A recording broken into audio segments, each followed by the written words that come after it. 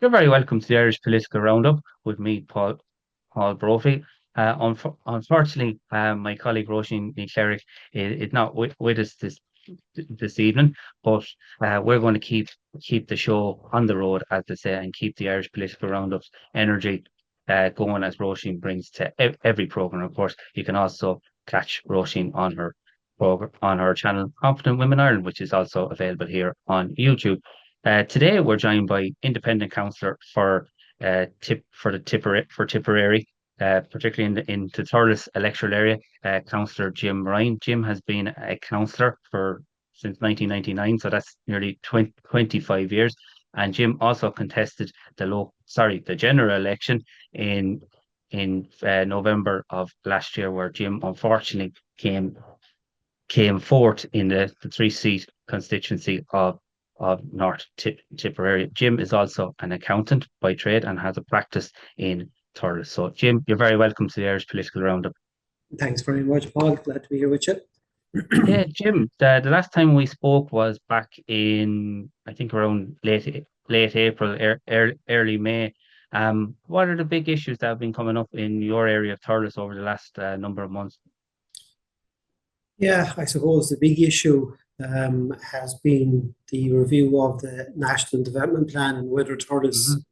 will be included in that for the bypass project, which has been on the agenda for over 50 years Wow. for the town of Thurles. So we need a bypass. And I don't think there's not one person in the town or even one person in Ireland who visit Thurles who will doubt the fact that Thurles needs a bypass. We're choked every single day with thousands of vehicles, lorries and cars and vans and HGVs going through the town centre on a daily basis. So I suppose the big talking point in Thurles since the government announced earlier this year that they will be reviewing the National Development Plan Hmm. is whether or not our TDs here in Tipperary have the political clout to ensure that under that review, Thurles will be included in it, because at the moment, the National Development Plan goes up to 2040 and the bypass project with Thurles is not in it. So unless the review includes the bypass for Thurles, we could be looking at generations before we see a bypass for the town, unfortunately. So there is pressure And being put on our TDs. It's time to stand up and deliver. mm, 50 years is a long time. There's plenty of money out there, so they can't use that as an excuse anymore. So, there is hope out there. There is a big campaign in Thurles. As I said, pressure is being put on the relevant bodies and our local TDs. And, hopefully those concerns will be listened to at this time. and Jim as well, the plan that was launched by the government there about 3 weeks ago, it's over 112 billion between 2026 and 2030. Now that's a four year period, and then there's an extra 10 billion in additional funding also available. Now it is a lot of money, but it's very vague in the sense that there's like projects like the bypass in Thurles. There's no specific projects mentioned in it. Do you think that's a little bit worrying? Well, look, there has to be projects in it if you're going to have that sort of money to spend. So there will be projects in it.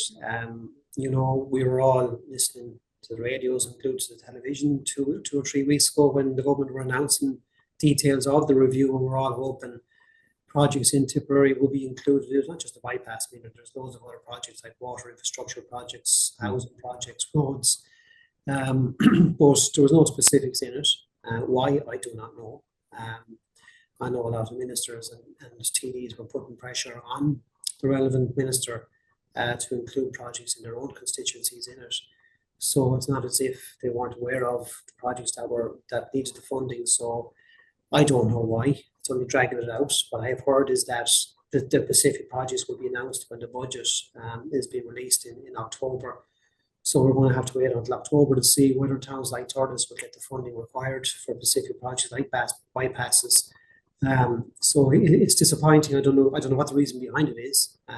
There's no need for it to drag it on. Just come out and Mhm. tell the people of Ireland where the money is going to be spent. We know the money is there. Just tell us where it's going to go. And, hopefully, as I said, towns like Thurles will benefit from it.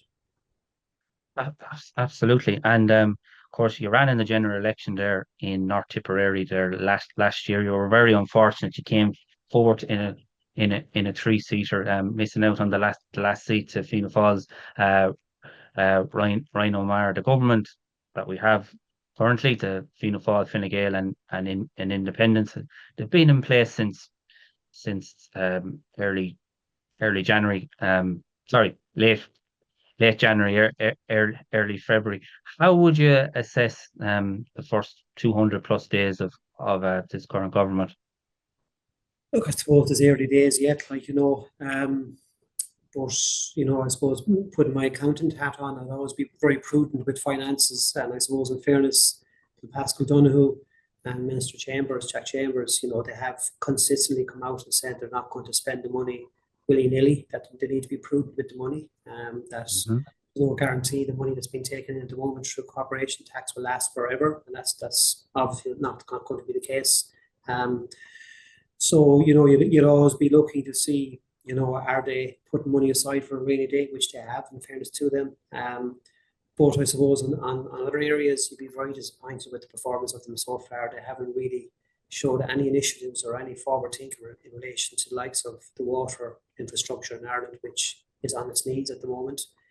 In my own area here in Corknagoo, Glengool, Killinall, Federal, Ballystow area, they're waiting over 40 years for the water treatment plant and the water infrastructure to be upgraded. Yes. There's still no sign of any money for it. And I know many other projects like that around the country that, again, Irish Water have left them in limbo and keep saying they have the finances to put forward, infrastructural projects in different constituencies across the country. And, I mean, we all saw the absolutely disgraceful situation with that young child dying there, waiting years for an operation that Simon Harris promised may take a few months. They just can't seem to be able to, to grasp the problem of health. Money is not an issue. Why they can't, I just cannot understand it. And from talking to people that work within the HSC, they can't even understand themselves why it just cannot be sorted out. They're all stressed out, they're under pressure. It's not true, no fault of their own that we are in the situation that we're in.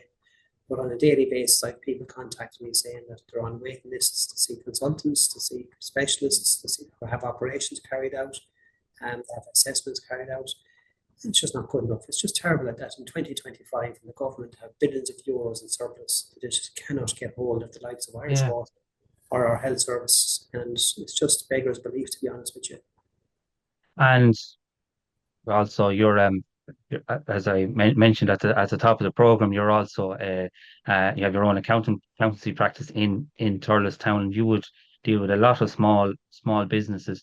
How would you assess things as regards how things are going for small businesses in your area? Yeah, I suppose if you judge the last 2 years, you can see there's definitely an uptake, and there is a bit of positivity there. People are paying a lot more taxes. They're not happy as a result of it, but I suppose they're paying more taxes because they're making more money, making bigger profits. But on the other side, costs are going up, wages are going up, the minimum wage is going up. You have sick pay now coming in, rates are going up, rents are going up again. So I mean, to keep your doors open as a self-employed business person is very difficult nowadays, and you wouldn't begrudge anyone who makes a profit, and certainly they have to work long hours, really be dedicated to the business that they run. And I have to take my hat off to them, because I'm self-employed myself. I know exactly the pitfalls of going into business on your own, taking the chance of setting up, and certainly it's not easy. You're going to have a lot of sleepless nights. There's a lot of stress involved in it. But if you do work hard, and you put in the hard work, you will get returns for it. But there's an awful lot of businesses out there that do work hard, but unfortunately they're not seen it in the tills. And online shopping certainly has had a really negative impact on a lot of shops in rural Ireland. You see more and more shops closing down because more and more people, particularly in the clothing industry, they're just buying stuff online now, rather than going into their local shop. And that's the big worry I would have going forward. Yeah, and as regards you're based in Thurles, are there any initiatives that you've introduced, or your colleagues to work in conjunction, have brought forward to kind of encourage people to shop local. Yeah, in fairness to the council here in Tipperary, we brought in a commercial rates incentive whereby if somebody comes in and rents out a premise that has been closed for more than 12 months, and they open up a new business that's not already in the area in a particular street, the council will offer a 75% reduction in the commercial rates the first year, a 50% reduction in the second year, and a 25% reduction in the third year. So that incentive is there. Look, there's other, like the local enterprise office in Tipperary is excellent at giving out grants and giving out advice to business people as well. So, it's difficult out there. The council are very limited in what they can do. It's really an area for government to tackle and to come in and help out these business people. And like there is a lot of vacant, unfortunately, a lot of vacant commercial units in every town and village across the country. And I've asked the council on numerous occasions that why won't they just take them themselves, rent them out themselves from the owners, develop the shops, and then hire them out at a reduced rate to people who would like to maybe set up a pop-up shop, whether it be for artists, whether it be for people selling clothes or whatever, etc. That's just a kind of a pop-up shop. Like in my eyes, that would be far better than having a derelict building that's really ugly in a town centre. So I've asked the council to see would they consider going in renting it off the owner. As I said, Yeah, and getting some sort of grant or funding from the government to do so. an initiative like that, I'd imagine would encourage a lot of new small startups as well. And as regards to the cost of living, we all see the costs going up and up and up. From what you're seeing on the ground, how are those additional costs? Are they affecting the bottom line within small businesses that you would work with, and you would work with many different small businesses and small business owners? Yeah, they're struggling with costs. There's no point saying otherwise. And as I said, I mentioned that I suppose the obvious ones are rent and rates and wages, but it's the hidden costs. The purchase of materials, the purchase of stock that people don't really, I suppose, take much notice of. They all have to be bought in. Those prices are going up. We have tariffs coming in from America, which is going to make it more expensive for people to export goods now into Ireland's biggest market, besides the EU. So life is difficult out there. I suppose depending on the sector that you're in, there's a lot of sectors out there making an awful lot of money, and that's to be welcomed. They give huge employment, they pay huge taxes, they pay out huge amount of money to local groups and sporting clubs.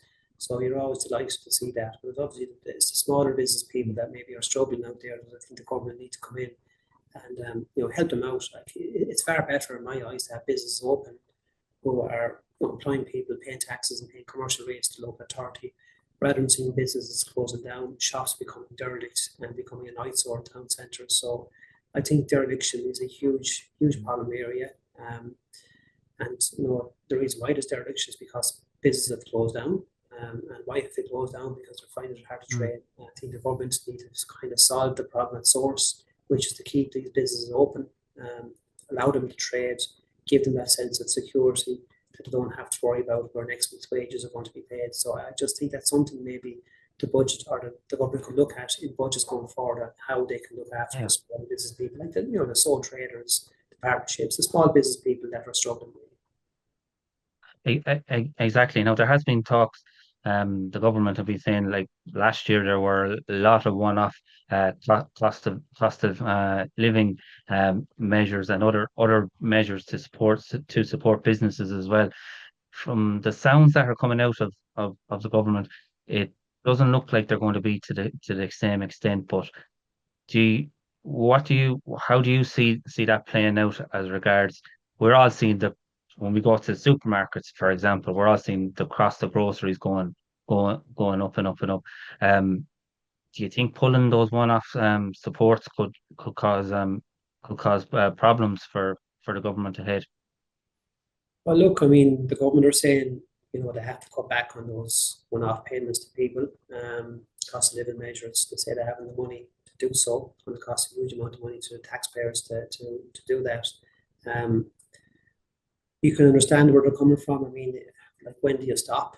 giving out these one-off measures. I think it'd be more prudent for the government to, ensure that, there's some sort of a law brought in to reduce prices down, because the prices are just crazy at the moment, groceries in particular.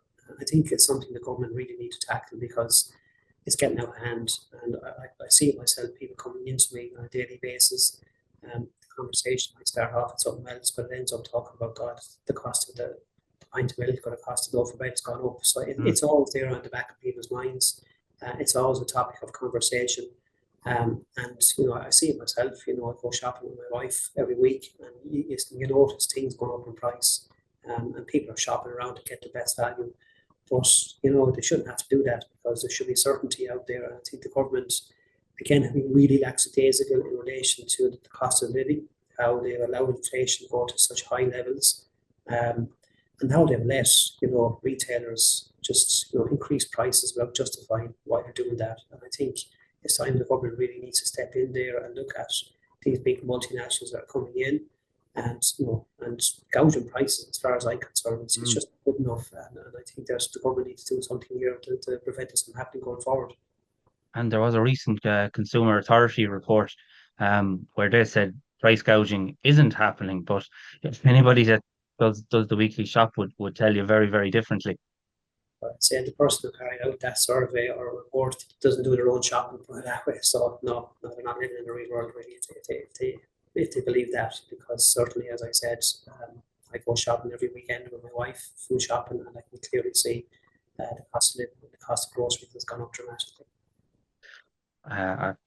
There's no doubt about that.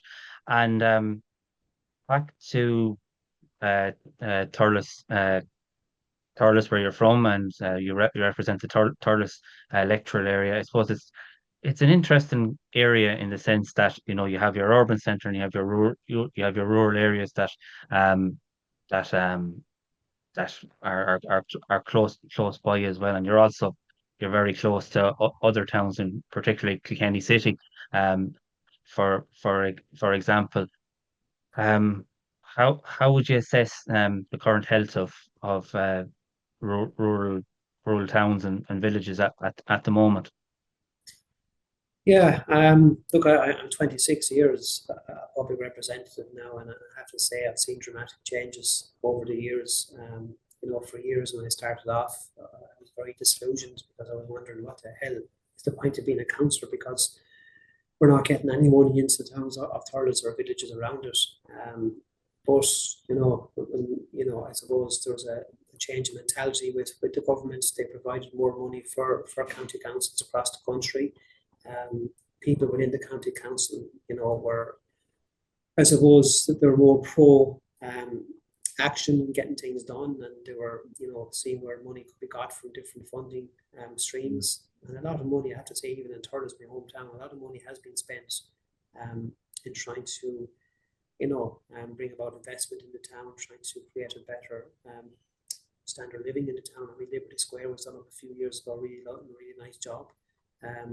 So there is a lot of money being spent in rural Ireland, but obviously we could do it more. And a typical example is, again, it's just the frustrations of it when you have different bodies looking after different situations. In Thurles, we have two main roads coming into town, coming from to my boroughs, the N72 and the N64, then coming from Horse and Jockey.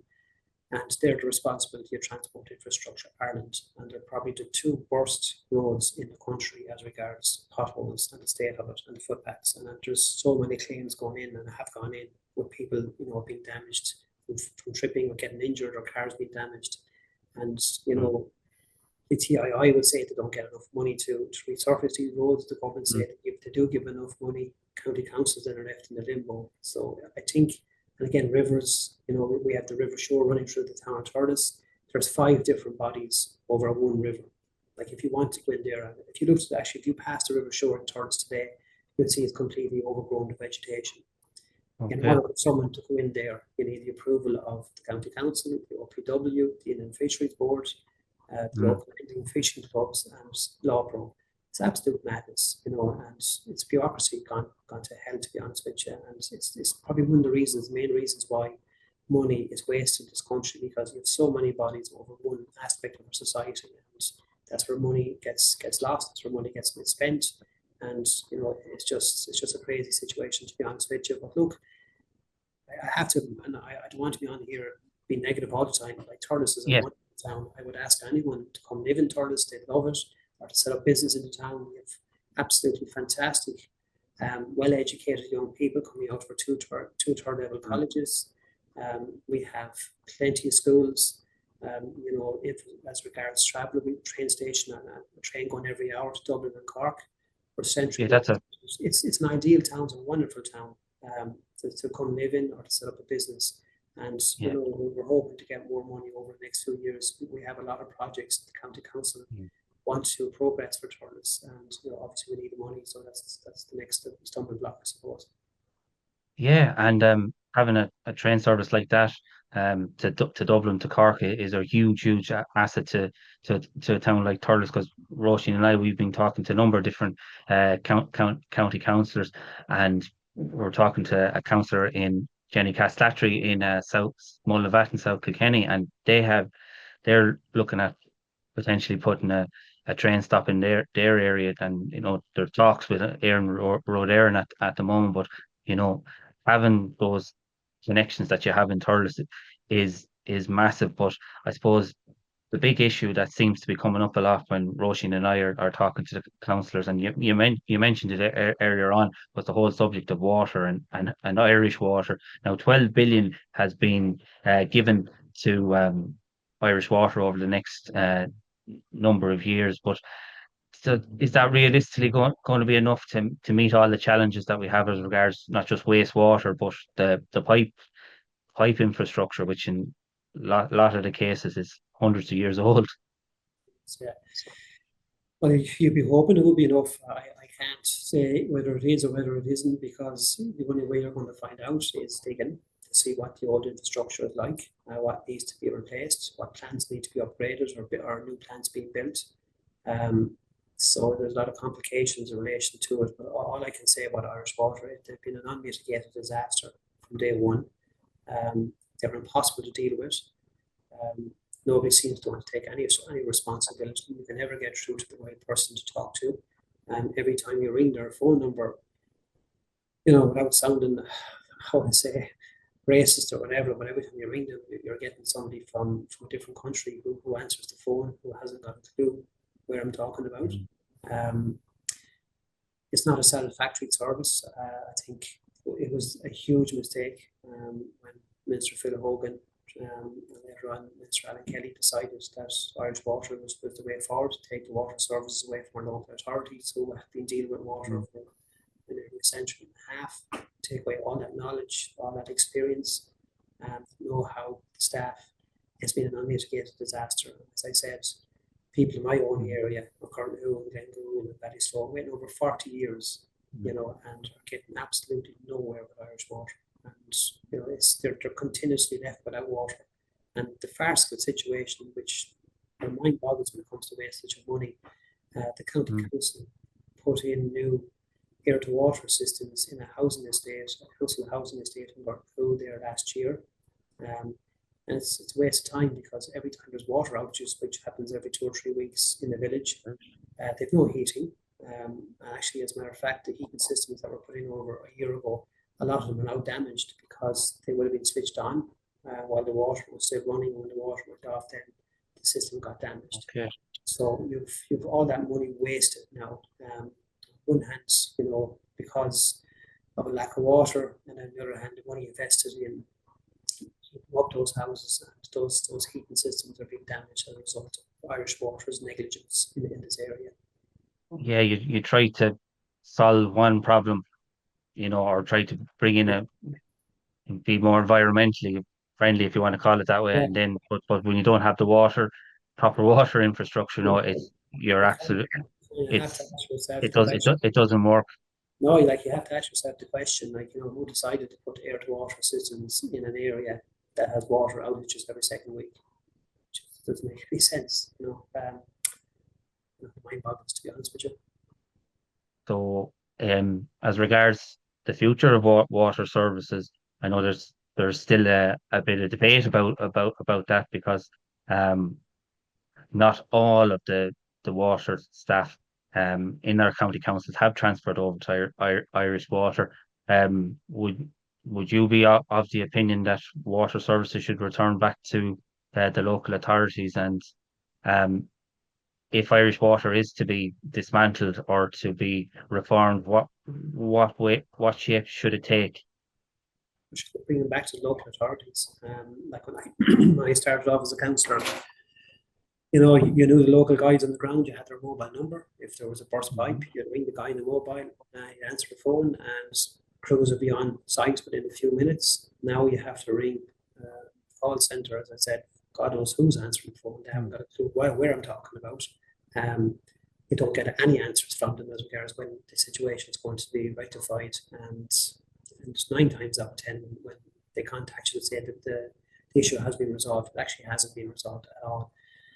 So that can't continue, and that's the type of service Irish Water are providing. So to be as blunt as I can be, there's only one answer to your question, and that is to put the water services back to the county councils, the local authorities across the country. As I said, they have the knowledge, they have the people on the ground, they have the know-how, they have the experience. They've been dealing with it for over a century and a half. I think to take away all that from them with a stroke of a pen was just absolute craziness by Fine Gael at the time. And from talking to other councillors around the country, like we have heard examples of areas that have investors ready to come in. Investors are prepared to build a water treatment plant to help get the developments going, and Irish Water have come back and said no, that can't be done. Do you think there should be a bit more flexibility in cases like that? But sure, it's most of the housing developments that have been held up is because of Irish Water. There's no other reasons for it. And also, I was talking to a developer recently. I called on site. I knew he had purchased it. I asked him if he needs any help to make sure and contact me, and he just said the biggest problem he has at the moment, if I had anybody that could help him out, was Irish Water. Could not get anywhere with them. They were quoting him unrealistic prices to get the housing estate connected to the public system. They wanted him to carry out an awful lot of work that they should be carrying out, as well as paying a huge fee to get connected. So it's this sort of nonsense that's going on at the moment. It's Irish Water, because they have no money. They're now charging huge amounts of money, not only to developers, but to private individuals. Mind boggles if I showed you some of the bills that people in my constituency who are building one-off houses have been quoted by Irish Water to get connected. It's just gone beyond a joke now at this stage, and because of the lack of money that they have, they're now ripping off people. They're ripping off people who are building houses. They're ripping off developers, and and people ask why aren't houses being built? Well, the biggest stumbling block at the moment is Irish Water.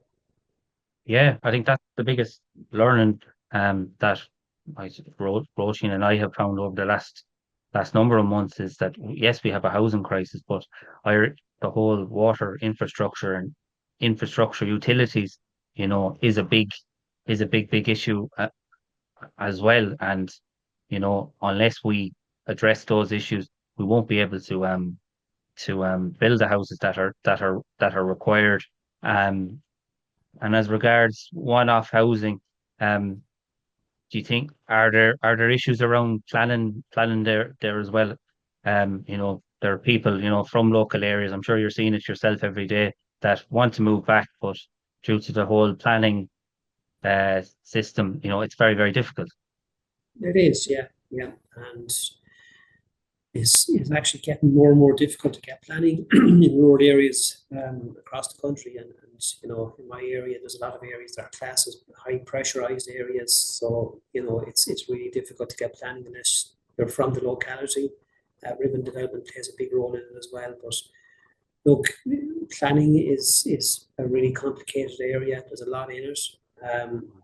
But it kind of needs to be, how to say, less stress-free for people. I think people, if they want to build in the open countryside, I think they should be entitled to do so, as long as they abide by the planning regulations, the environmental issues, water issues. If they can pass all them, I can't see why anybody shouldn't be allowed to build in one-off house in rural Ireland. A lot of areas are being depopulated. A lot of schools are agricultural rural schools. So we need more people. We need to encourage more people to live in rural Ireland. And if we're making it difficult for them to build houses, how can we do that? So the planning system needs to be more simplified. It needs to be made easier for people to get planning. A lot more people should be granted planning. And refusing people because they're not from the area or they haven't been living in the area for a certain length of time. That's just ridiculous. And as you said, if you're in a rural town or village, you need to be getting those one half houses or those small schemes built, because you know that has a knock on impact on likes of schools and other clubs and organisations within a village. So between planning and water, I suppose they would probably be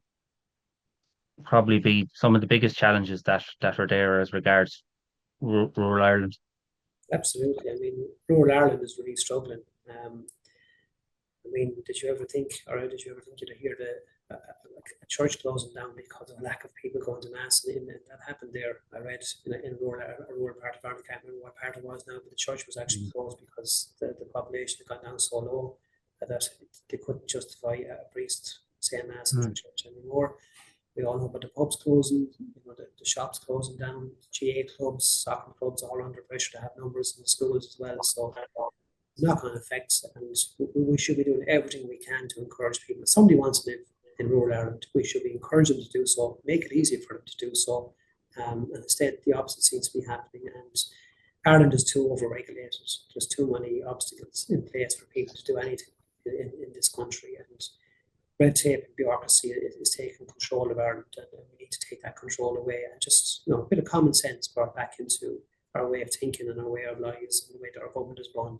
And you get an awful lot further with common sense than you do with bureaucracy in my eyes. So I just think that needs to be brought back into politics. That's a very valid point that you're making. And as you mentioned there, in Thurles, when as regards the river, there were 7 or 8 different bodies that you had to deal with in order to get that done.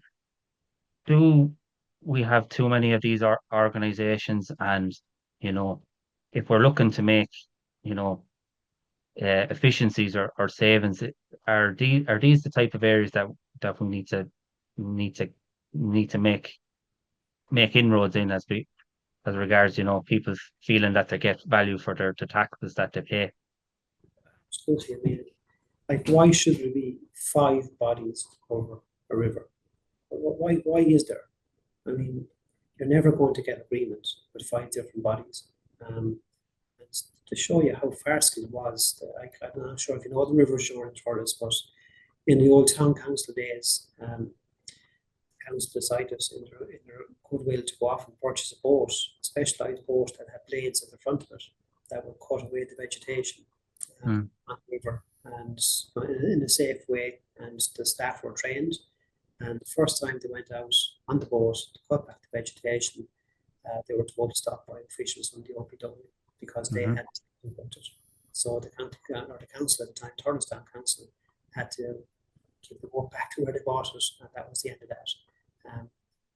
Said just a bit of common sense would say, like, what is wrong with that? And officialism, bureaucracy, red tape, people with egos, people in high positions thinking they know everything. And unfortunately, you have guys with degrees who in whatever field they're in, but they don't have degrees in common sense. And I just think that a combination of common sense and qualifications is what's required in any aspect of life. It's just the way Ireland is at the moment, and it seems to be getting worse. And we could spend here all night talking about the HSE and talking about different bodies that are completely over bureaucratized, and unfortunately, it doesn't seem to be getting any better. Yeah, and I suppose, Jim, we can't talk about Tipperary without talking about Ian Carlin is All Ireland champions. And must have been absolutely delighted to welcome them back to Thurles there a few weeks ago. So it's a fantastic boost for the county. Budget amazing, yeah, unbelievable. Now look, I'll hold my hand up. I didn't give him much of a chance. If you asked me back in January, would Tip win an All Ireland? I have to say I would have said no at the start of the year. I think a lot of people would have been in that boat. But God, they were absolutely amazing bunch of players and management team. And Cattle, it's brought back a lot of positivity to Tipperary. You can see the smiles on people's faces. Hurling is back, and it's good to see Tipperary back there on top again. But the homecoming was just unbelievable. The atmosphere around Thurles for hours upon hours that day and that evening, and to see so many people there. Welcome back a wonderful bunch of players and management, and fully deserved so, because they put so much into it, and they got an awful lot of criticism last year for it. So to come back this year and put all the doubters, including myself, in our place and win All Ireland is something that we're all very proud of. We have a great tradition of hurling in Tipperary. We're the home of hurling, and the Liam McCarthy is home. So that's hopefully and when we're talking about kind of rural Ireland, rural towns, when you have success like that, it's a massive boost for local businesses, and it's also it's great to build that community spirit. And I know we're talking about cost of living and other challenges that are here, but it really does give everybody a massive boost. It does. Like, we have a wonderful captain in Ronan Mara, and like, the last few weeks on social media here in Tipperary, it's all just pictures of young children with Ronan Mara and the players with the Liam McCarthy Cup. They're going around to all the different clubs and different towns and villages, and it's given a lot of happiness to people. Normally, when you go on Facebook, you see a lot of negativity and doom and gloom. But the last couple of weeks in Tipperary, certainly, you go on Facebook or social media, a lot of positivity. A lot of people are happy in the county, and it's great to see the young people now, taking a huge interest in hurling again. So, soccer had taken over a bit, but the hurling is back again where it rightly deserves to be. Yeah, and as it regards other, as you mentioned, soccer and other sports, I suppose, but hurling is now number one, I'd imagine. Yeah, absolutely. Yeah, as I said, it's we're the home of hurling. We've always been known as that. And it's wonderful to see Liam McCarthy back in Tipperary again. But look, don't get me wrong. I mean, there's other sports where we're well known for, and those sports are giving great enjoyment to the people in Tipperary. But I suppose at the moment, it's certainly Liam McCarthy is on top of everybody's topic of conversation over the last couple of weeks. And Thurles, we still have the flags and the bunting still up weeks after the All Ireland. So it's great to see it. It's something you love to see happening again. Hopefully this time next year again, we'll be saying Tipperary champions again. And Jim, as you said, you've been a councillor since 1999. You contested the general election there back in November of last year. You were unfortunate to just miss out on the last seat. Is it something that you would like to do again? Put your name forward again for national politics? Well, Paul, I'm going to go for the president of Ireland next. So. Are you? All right, we're getting an exclusive. I wish. No, look, I suppose we'll wait for the next county council elections to come around, and we'll see what happens from there. It was a learning curve for me. There was a sense of disappointment and obviously a sense of pride as well to come so close on my own. But look, we'll tackle the county council elections next time and see how we get on, and we'll make our decision then. Absolutely. Well, Councillor Jim Ryan, thanks a million for taking the time to chat to us here on the Irish Political Roundup. It was very interesting to catch up with you again and find out all the things that are happening in your local area of Thurles in North Tipperary, and get your insights into what's happening in the world of Irish politics, and particularly our community as well, because without community we don't have anything. So I'd like to thank all our viewers for taking the time to take the time to watch us here on the Irish Political Roundup. I'd like to say thank you to my colleague Roisin Clr, who unfortunately is not with us today, but thanks again for taking the time to chat to us here on the Irish Political Roundup, and we'll talk soon.